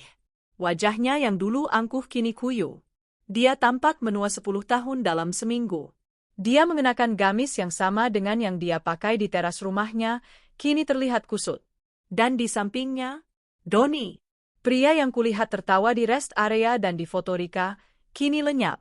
Di depanku adalah seorang pria hancur. Dia tidak bercukur, rambutnya berminyak, dan matanya merah. Setelan jas yang dipakainya, mungkin satu-satunya yang tersisa, terlihat kebesaran di tubuhnya yang menyusut. Di antara mereka, duduk seorang pengacara muda yang tampak gugup. Saat Doni melihatku, matanya membelalak. Dia bangkit berdiri. Arini. Farid langsung menempatkan dirinya di antara aku dan Doni. Mohon jangan dekati klien saya, Pak Doni. Arini, tolong. Doni mencoba melangkah maju. Kita harus bicara. Ini semua salah paham. Aku menatapnya. Aku menatap lurus ke matanya yang putus asa. Tidak ada cinta. Tidak ada benci. Tidak ada apa-apa. Aku sedang menatap orang asing yang merepotkan. Tidak ada yang salah paham, Doni, kataku, suaraku bergema dingin di koridor. Kamu memalsukan tanda tanganku. Kamu mencuri aset perusahaanku. Kamu memalsukan kematianmu. Bagian mana dari itu yang salah paham? Aku. Dia tergagap. Aku bisa jelaskan. Amanda dia yang menjebakku. Aku hampir tertawa. Sampai akhir, dia adalah seorang pengecut. Mas Doni. Sebuah suara baru terdengar. Dari ujung koridor, Amanda Larasati berlari kecil. Dia tidak lagi terlihat seperti model. Riasannya luntur, dan dia mengenakan pakaian sederhana. Dia pasti sudah dicampakkan oleh Doni begitu uangnya habis. Mas, kamu nggak bisa tinggalin aku, serunya pada Doni. Pergi kamu, perempuan sialan, bentak Ibu Ratih, bangkit dari kursinya. Gara-gara kamu anakku hancur. Mereka mulai bertengkar. Di sana, di koridor pengadilan. Trio konspirator itu kini saling menyalahkan. Doni mendorong Amanda menjauh. Ibu Ratih menjambak Amanda. Itu adalah pemandangan yang menyedihkan. Panggil keamanan, kata Farid pada asistennya. Aku tidak perlu melihatnya. Aku membuang muka. Arini. Nak. Tolong Ibu. Ibu Ratih beralih target. Dia melepaskan Amanda dan bergegas ke arahku, mencoba berlutut di kakiku. Arini. Tolong. Ibu minta maaf. Ibu diusir dari kontrakan. Ibu nggak punya apa-apa. Tolong, Nak. Kasihan Bima, jangan biarkan neneknya jadi gelandangan. Dia menangis. Meraung-raung. Mengemis di bawah kakiku, persis seperti yang kubayangkan. Aku menatap wajah yang dulu kuhormati itu. Wajah yang sama yang dengan teganya memberitahuku bahwa suamiku sudah dikubur. Saat ibu bersekongkol dengan putramu untuk memalsukan kematiannya, kataku pelan, namun menusuk. Apakah ibu memikirkan Bima? Saat ibu melarangku datang ke makam palsu itu, apakah ibu memikirkan cucumu? Dia terdiam, isakannya tercekat. Selamat menikmati neraka yang kalian ciptakan sendiri, Bu, kataku. Urusan kita selesai. Aku melangkah melewatinya, mengabaikan tangannya yang mencoba meraih ujung celanaku. Aku masuk ke ruang sidang. Sidang itu sendiri berlangsung singkat. Pengacara Doni yang gugup mencoba berargumen bahwa kliennya bertindak demi kebaikan perusahaan dan bahwa surat kuasa itu sudah disetujui secara lisan oleh Arini. Farid hanya tersenyum. Lalu dia mempresentasikan buktinya. Pertama, rekam medis resmi dari rumah sakit yang ditandatangani 3 dokter spesialis menyatakan aku dalam kondisi koma total pada tanggal 10, 11, dan 12 September. Kedua, analisis forensik tanda tangan di surat kuasa yang menyimpulkan probabilitas tinggi pemalsuan. Ketiga, kesaksian dari dokter yang merawatku. Hakim tidak membutuhkan waktu lama. Dalam waktu kurang dari 1 jam, palu diketuk. Menimbang, memutuskan, suara hakim menggema. 1. Menyatakan surat kuasa tertanggal 12 September 2025 adalah tidak sah dan batal demi hukum. 2. Menyatakan semua transaksi yang dibuat berdasarkan surat kuasa tersebut, termasuk akta jual beli aset PT Warisan Jaya kepada PT Mentari Baru Sejahtera, adalah tidak sah dan batal demi hukum. 3. Memerintahkan aset tersebut dikembalikan ke pemilik semula, PT Warisan Jaya, dengan segera. Ketok palu. Aku menarik napas. Perusahaanku kembali. Di kursi tergugat, Doni menundukkan kepalanya di antara kedua lututnya. Dia hancur. Aku dan Farid keluar dari ruang sidang. Doni dan ibunya masih di dalam, terlalu syok untuk bergerak. 1 selesai, kata Farid. Besok, pengadilan agama. Itu akan lebih mudah. Dia tidak mungkin bisa menuntut Gonogini atas aset yang baru saja dibatalkan pengadilan. Bagus, kataku. Lusa, pengadilan agama. Seperti yang diduga Farid, Doni bahkan tidak hadir. Dia mungkin sudah tidak punya uang lagi untuk membayar pengacaranya. Sidang berlangsung fair stake, tanpa kehadiran tergugat. Aku memberikan kesaksianku. Tentang penelantaran. Tentang perzinahan, aku melampirkan foto-foto dari Rika. Tentang kebohongan kematiannya. Hakim tidak perlu berdebat. Ketok palu. 1. Mengabulkan gugatan cerai penggugat. 2. Menjatuhkan talak 1 bain sugra dari tergugat, Doni Pratama, kepada penggugat, Arini Wijaya. 3. Menetapkan hak asuh anak, Bima Pratama Wijaya, jatuh sepenuhnya ke tangan penggugat. Aku keluar dari gedung itu. Matahari terasa begitu hangat di wajahku. Aku bukan lagi Nyonya Doni Pratama. Aku adalah Arini Wijaya. Ponselku berdering. Itu Farid. Bu Arini, katanya. Ada kabar penutup. Apa itu? Tadi pagi, tim dari Mabes Polri, berdasarkan laporan pidana kita dan diperkuat oleh putusan pengadilan negeri kemarin, telah resmi menaikkan status Doni Pratama dan Ratih Sumiati dari saksi menjadi tersangka. Tersangka? Tersangka pemalsuan dokumen, penggelapan, dan konspirasi kejahatan. Mereka baru saja dijemput di kontrakan kumuh mereka di Bekasi. Mereka akan ditahan sambil menunggu persidangan pidana. Aku menutup mataku sejenak. Perceraian. Aset kembali. Para penjahat di penjara. Semuanya selesai. Terima kasih, Pak Farid, kataku, suaraku sedikit bergetar. Terima kasih untuk segalanya. Sama-sama, Bu. Merupakan kehormatan bagi saya. Aku menutup telepon. Aku berdiri sejenak di depan gedung pengadilan. Aku membuang ponsel rahasiaku ke tempat sampah terdekat. Aku tidak membutuhkannya lagi. Aku berjalan menuju mobilku, di mana sopir baruku sudah menunggu. Kita jemput Bima sekarang, Pak, kataku. Aku akan memulai hidup baruku. 2 minggu setelah putusan pengadilan agama, aku berdiri di depan pintu rumahku. Rumah utama kami. Tempat di mana Bima tumbuh, tempat di mana aku pernah membangun mimpi bersama pria yang kini menjadi narapidana. Aku belum kembali ke sini sejak pindah ke servis apartemen. Selama beberapa minggu terakhir, aku telah menyewa tim pembersih dan desainer interior. Aku memasukkan kunci. Pintu terbuka. Aromanya berbeda. Tidak ada lagi sisa parfum Doni yang samar. Tidak ada lagi jejak sepatunya di lorong. Ruang tamu yang dulu didominasi oleh kursi kulit hitam besar favorit Doni, kini telah berubah. Sofa beludru berwarna zamrud yang lembut telah menggantikannya. Dinding yang dulu dihiasi foto pernikahan kami yang besar, kini kosong, dicat ulang dengan warna putih gading yang bersih. Ini bukan lagi rumah kami. Ini adalah rumahku dan Bima. Wah, Bima berlari masuk, matanya berbinar.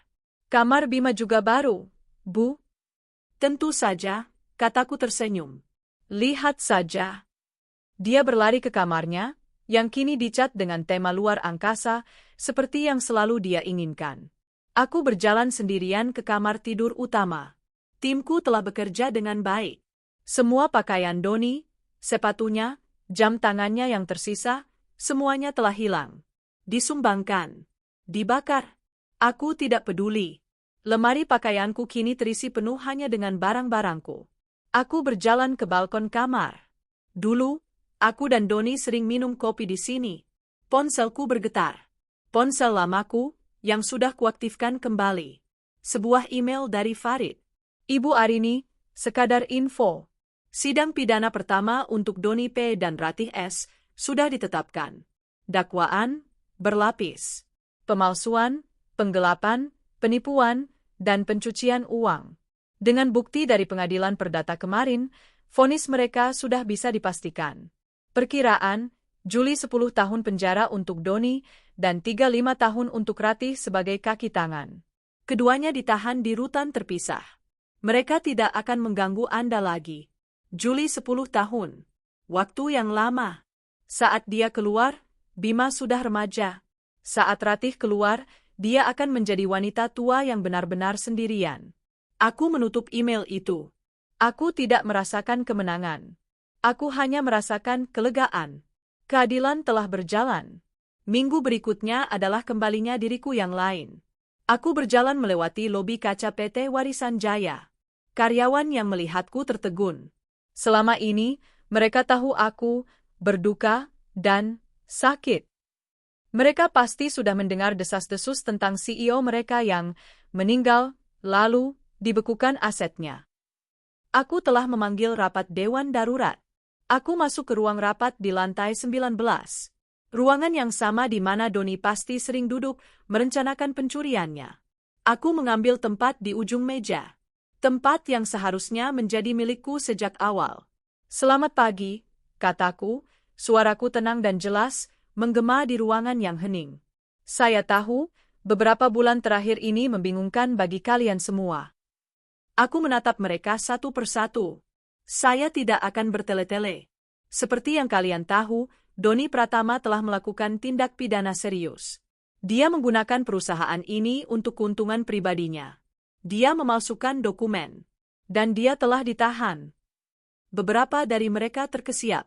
Yang lain hanya menunduk. Divisi manufaktur kita di Surabaya, yang dijual ke PT Mentari, secara hukum telah kembali menjadi milik kita. Kerugian finansial yang terjadi sangat besar, tapi tidak fatal. Aku bersandar. Mulai hari ini, saya, Arini Wijaya, mengambil alih kembali posisi saya sebagai CEO dan pemilik penuh PT Warisan Jaya. Tidak ada lagi perwakilan. Aku membuka laptopku. Kita punya banyak pekerjaan. Kita harus melakukan audit penuh. Kita harus membatalkan proyek-proyek fiktif yang dia ciptakan. Kita harus membangun kembali kepercayaan klien. Ini akan sulit, tapi perusahaan ini adalah warisan ayah saya, dan aku tidak akan membiarkannya runtuh. Untuk pertama kalinya dalam bertahun-tahun, aku merasakan api itu kembali. Bukan api amarah, tapi api ambisi. Gairah untuk membangun sesuatu. Malam harinya, aku sedang menyelimuti Bima ketika dia mengajukan pertanyaan yang kutakutkan. Ibu, katanya pelan, matanya menatapku di kegelapan kamar. Apakah ayah orang jahat? Jantungku berhenti sejenak. Aku duduk di tepi tempat tidurnya. Ayah melakukan hal-hal yang sangat jahat, sayang, kataku, memilih kata-kataku dengan hati-hati. Dia mengambil barang yang bukan miliknya. Dan dia berbohong. Berbohong pada ibu dan pada Bima. Seperti nenek Ratih? Iya, seperti nenek Ratih. Di mana mereka sekarang? Tanyanya. Apakah mereka di penjara? Aku menghela napas. Iya, mereka berada di tempat di mana orang dewasa harus tinggal ketika mereka melanggar peraturan besar. Mereka harus belajar di sana untuk waktu yang sangat lama. Bima terdiam sejenak. Jadi, Ayah nggak akan pulang? Tidak, sayang. Dia tidak akan pulang. Nenek juga? Nenek juga tidak. Aku melihat air mata menggenang di matanya. Sekejam apapun mereka adalah ayah dan neneknya. Bima sedih, tanyaku lembut. Dia mengangguk. Sedikit. Bima kangen ayah yang dulu, yang suka ajak Bima main bola. Aku memeluknya erat. Ibu tahu, sayang. Ibu juga kangen dia yang dulu. Tidak apa-apa merasa sedih. Tapi Bima harus tahu. Ini bukan salah Bima. Ini salah mereka. Aku mengusap punggungnya. Mulai sekarang, hanya ada kita berdua. Ibu dan Bima. Kita akan memulai petualangan baru. Dan ibu janji, ibu tidak akan pernah berbohong padamu. Ibu akan selalu melindungimu. Setuju? Dia mengangguk di bahuku. Setuju, Bu. Bima sayang ibu. Ibu lebih sayang Bima. Aku menunggunya sampai dia tertidur lelap. Aku kembali ke balkon kamarku. Udara malam Jakarta terasa sejuk. Aku memegang segelas teh hangat. Ponselku bergetar di saku. Sebuah pesan dari nomor tak dikenal. Mbak Arini. Ini Amanda. Jari-jariku menegang. Mbak, saya minta maaf. Saya bersumpah saya tidak tahu apa-apa soal pemalsuan itu. Saya pikir Mas Doni benar-benar menceraikan Mbak saat Mbak di rumah sakit. Dia bilang Mbak nggak akan selamat. Saya tahu saya salah. Saya bodoh. Tapi sekarang saya nggak punya apa-apa, Mbak. Saya diusir dari kosan. Saya nggak punya uang. Keluarga saya di kampung nggak mau terima saya lagi setelah lihat berita. Saya mohon, Mbak, pinjami saya uang. Sedikit saja. Untuk pulang kampung. Saya akan kembalikan cincin ibu Mbak. Saya masih menyimpannya. Cincin ibuku. Jantungku berdenyut sakit. Aku menatap pesan itu lama. Wanita ini, gundik yang tertawa bersama suamiku, yang memakai warisan ibuku di jarinya. Dia juga korban, dengan caranya sendiri. Korban kebodohan dan keserakahannya sendiri. Aku meletakkan ponselku. Aku tidak akan membalasnya. Aku tidak akan membantunya. Tapi aku juga tidak akan menuntutnya. Urusanku bukan dengannya. Urusanku dengan Doni. Dan itu sudah selesai. Dia adalah kesalahan Doni. Biarkan dia tetap menjadi kesalahan Doni. Aku menghapus pesan itu. Aku memblokir nomornya. Aku menatap kehamparan lampu kota. Aku teringat hari itu, 40 hari setelah kematian palsunya. Aku menangis di atas gundukan tanah merah. Secara teknis, aku memang seorang janda. Pria yang kunikahi, Doni yang kukenal, telah mati. Dia mati di rest area itu, saat dia memilih untuk membuang muka dari putranya sendiri. Dia mati di rumah sakit, saat dia lebih memilih mencuri daripada mendoakan kesembuhanku. Yang di penjara sekarang hanyalah cangkang kosongnya. Aku menarik napas dalam-dalam, dan untuk pertama kalinya, napasku terasa ringan. Aku tidak perlu mengemis. Aku tidak perlu membalas. Aku sudah menang. Aku menutup buku. Aku menutup semua kenangan tentang suami yang mengkhianatiku, tentang mertua yang bersekongkol. Kini, hidupku dan Bima dimulai. Dan aku melihat ke depan, di mana tidak ada lagi bayangan mereka. Hanya ada cahaya. 2 tahun telah berlalu. 2 tahun adalah waktu yang lama. Cukup lama bagi rumput untuk tumbuh lebat di atas gundukan makam palsu di desa Cisarua, menutupi tanah merah itu dengan kehidupan baru. Cukup lama bagi debu untuk mengendap di ruang-ruang pengadilan. Dan cukup lama bagi hati yang hancur untuk tidak hanya sembuh, tapi untuk tumbuh kembali menjadi sesuatu yang lebih kuat. Pukul 6 pagi di sebuah hari Jumat yang cerah. Di dapur yang bermandikan cahaya matahari, aroma kopi dan roti panggang menguar. Dapur ini tidak lagi steril. Ada tumpukan gambar Bima yang ditempel di kulkas, sebuah vas berisi bunga lili segar di meja, dan tawa. Ibu, ayo, tebak? Bima, kini berusia 8 tahun, melompat-lompat di depan konter dapur. Dia sudah mengenakan seragam sekolahnya, ranselnya yang bergambar galaksi tergeletak di lantai. Arini tertawa, membalik roti panggang. Tebakan apa pagi-pagi begini? Binatang apa yang paling ibu takuti? Tapi aku paling suka Gampang. ular. Salah, pekik Bima girang. Jawabannya adalah nilai matematikaku yang jelek. Arini berhenti. Dia berbalik, menatap putranya dengan satu alis terangkat. Bima langsung meringis, menyadari kesalahannya. Oh, ketahuan, ya? Arini tertawa kecil, mengacak rambut putranya. Nilai ulanganmu keluar hari ini, ya? Nanti kita lihat. Apapun hasilnya, yang penting kamu sudah berusaha. Sudah, Bu. Susah sekali. Tapi aku bisa. Ibu tahu kamu bisa, katanya lembut. Dia menatap Bima. 2 tahun telah mengubahnya. Wajahnya tidak lagi menampakkan kebingungan atau ketakutan. Dia ceria, sedikit nakal, dan sangat cerdas. Bayangan ayahnya dan neneknya telah memudar, digantikan oleh rutinitas yang aman dan penuh kasih. Sarapan siap, Kapten Bima. Habiskan, lalu kita berangkat, kata Arini. Saat Bima makan dengan lahap, Arini menyeruput kopinya, matanya menatap ke taman belakang. Rumputnya hijau terawat. 2 tahun lalu, taman ini terasa seperti penjara. Sekarang, taman ini adalah tempatnya bernapas. Ponselnya di meja bergetar. Bukan lagi ponsel rahasia, hanya ponsel biasa. Sebuah notifikasi kalender, presentasi, Jaya Foundation, pukul 10 AM. Arini tersenyum. Hari yang besar. Pukul 10 waktu Indonesia Barat. Ruang rapat utama PT Warisan Jaya. Ruangan itu penuh. Bukan hanya oleh Dewan Direksi, tapi juga oleh wartawan dan tamu undangan. Arini berdiri di depan podium, tidak lagi dalam balutan powersuit biru navy yang kaku, melainkan dalam gaun kerja berwarna krem yang elegan dan berwibawa. Di layar di belakangnya, terpampang logo baru, Jaya Foundation. Selamat pagi, suaranya tenang, namun memenuhi ruangan. 2 tahun lalu, perusahaan ini hampir hancur. Bukan karena pasar yang lesu. Bukan karena kompetisi. Tapi karena pengkhianatan dari dalam. Ruangan itu hening. Arini tidak pernah berbicara sejelas ini di depan publik. Aset kita dicuri. Kepercayaan kita disalahgunakan. Dan saya secara pribadi, harus melalui neraka untuk mengambil kembali apa yang menjadi hak saya dan hak putra saya. PT Warisan Jaya selamat. Hari ini, saya bisa melaporkan bahwa kita tidak hanya pulih. Kita telah melampaui pendapatan kita sebelum insiden itu, sebesar 30%.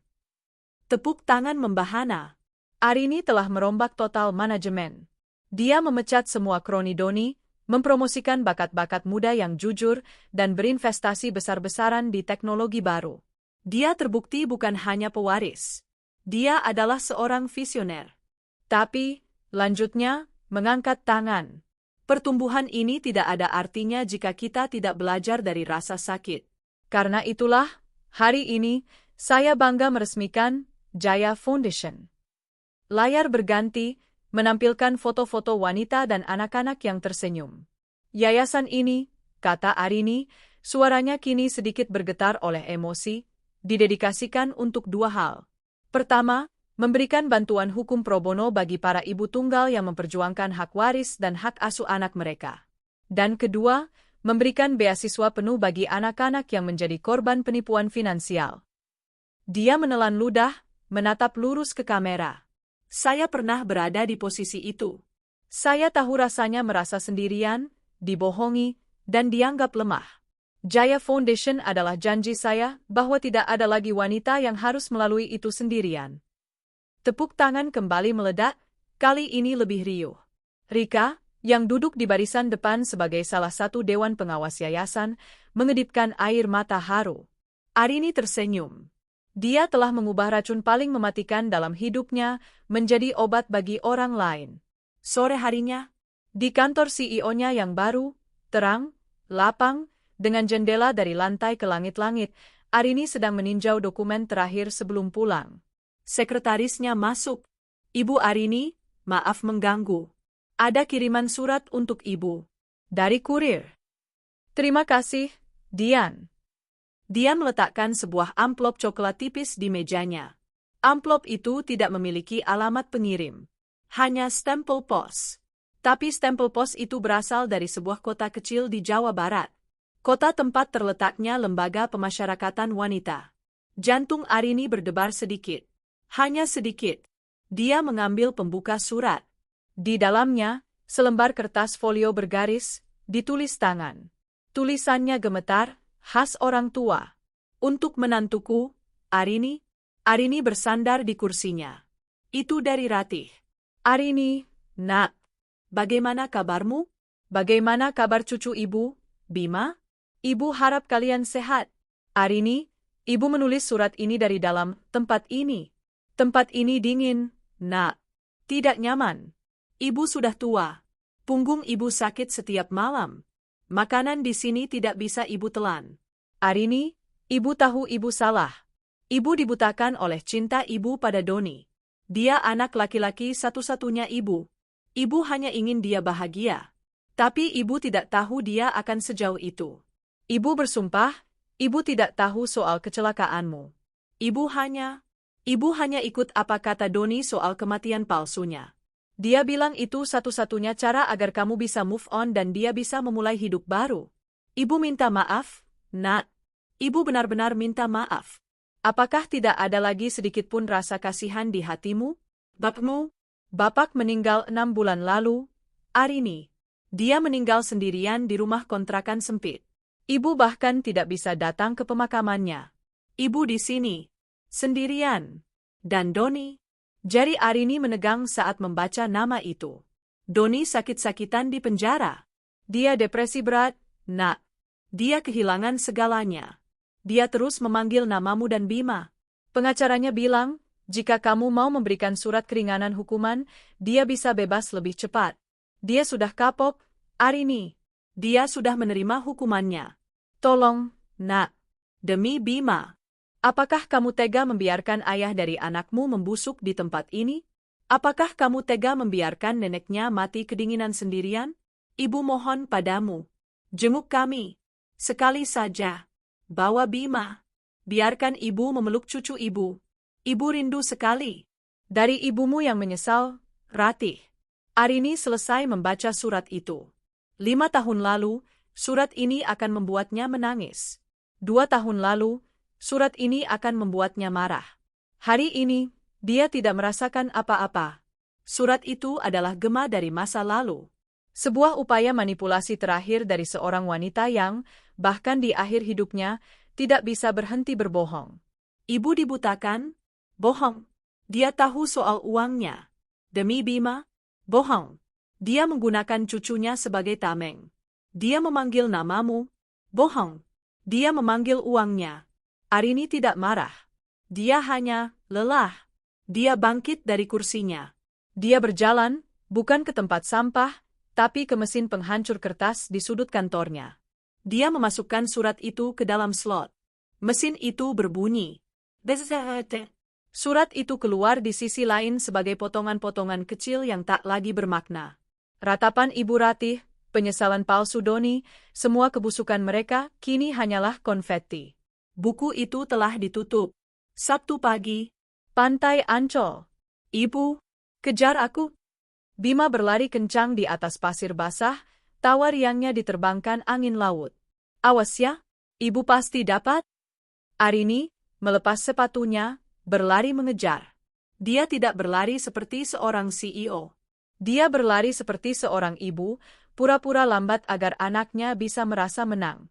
Dia akhirnya menangkap Bima, mengangkatnya tinggi-tinggi ke udara. Keduanya jatuh bergulingan di pasir yang bersih. Ibu, Bima boleh tanya sesuatu? Kata Bima saat mereka berbaring menatap langit biru. Tentu saja, sayang. Bima punya ayah, kan? Arini terdiam. Dia menoleh menatap putranya. Iya, kamu punya. Dia di mana? Arini menarik napas dalam-dalam. Dia di tempat yang sangat jauh. Dan dia tidak bisa kembali. Dia jahat sama ibu. Itu bukan pertanyaan. Itu pernyataan. Iya, kata Arini jujur. Dia melakukan hal yang sangat jahat pada ibu. Makanya ibu nggak mau ketemu dia lagi. Iya, sayang. Karena ibu dan Bima, kita pantas mendapatkan yang lebih baik. Kita pantas bahagia. Kita tidak butuh orang yang menyakiti kita dalam hidup kita. Bima menatapnya. Bima bahagia kok, Bu. Cuma ada ibu sama Bima. Bima nggak butuh yang lain. Hati Arini menghangat. Dia mencium kening putranya. Ibu juga? Ibu nggak butuh yang lain. Dia berdiri, membersihkan pasir dari pakaiannya. Dia mengulurkan tangan pada Bima. Ayo, katanya. Kita beli es krim. Bima meraih tangan ibunya, dan mereka berjalan bersama menyusuri bibir pantai. Arini menatap lautan yang luas di depannya. Tidak terbatas. Penuh kemungkinan. Pria yang mengkhianatinya telah mengambil segalanya darinya. Dia mengambil uangnya. Dia mengambil perusahaannya. Dia mengambil kepercayaannya. Dia bahkan mencoba mengambil hidupnya. Dan kini, Arini telah mengambil semuanya kembali. Tidak. Dia tidak hanya mengambilnya kembali. Dia telah membangun sesuatu yang baru. Sesuatu yang jauh lebih baik. Di neraka yang mereka ciptakan untuknya, Arini tidak terbakar. Dia terlahir kembali dari abunya. Dan kini, surga yang mereka curi, telah dia bangun kembali dengan tangannya sendiri. Dan surga ini nyata.